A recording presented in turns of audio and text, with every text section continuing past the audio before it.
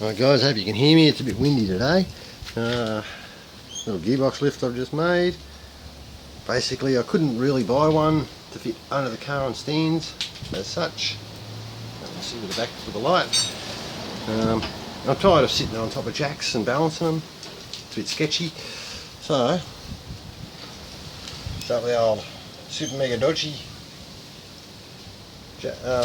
jack that pretty much slips straight over. You see I've still got to tidy some welds up and make it look pretty. Inbuilt parts tray. That's like about 4mm steel plate, U-channel. This stuff's only 1.6. Seem to be getting away with it. There's still some clearance off the ground. A little flex, but it's not too bad. I think those ones are 2.1mm, 25 square, painted. As you can see, we come up the front here. That's a little adjustment that I came up with. It's gone blur at the top, but that basically just sits on this lip here. Turn the nut down the bottom, right there. Adjust the height up and down. You can line it up with the motor nice and square. Got to make two more, one there each side. Just throw in that nice little hole. That way I can tilt it left to right. I'm not struggling. This little bloody tube in here, that's freaking ridiculously expensive, but it is like 3mm thick wall in there, so it's not going to chew anything out. The original wheels off the jack, so I'll reuse those.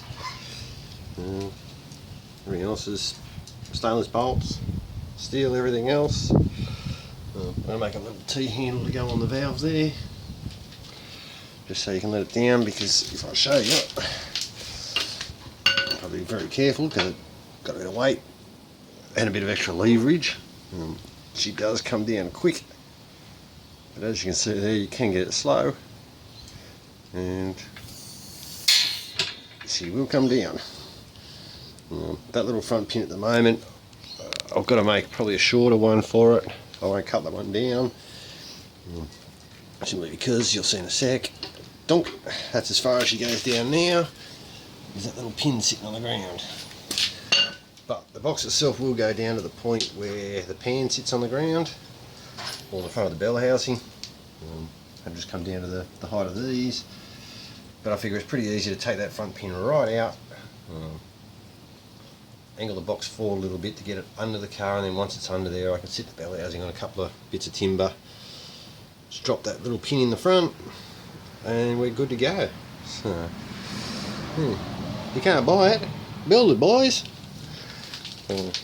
That's about it for the day, and yeah, that's my messy workshop, aka carport, and that's my piece of broken down shit, and that's the culprit, by the way.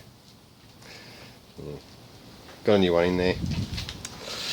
Found out some of these boxes actually have different input shafts, so the one that's in there at the moment has got to come back out, and that shaft there's got to go in, because the one in there is too bloody small.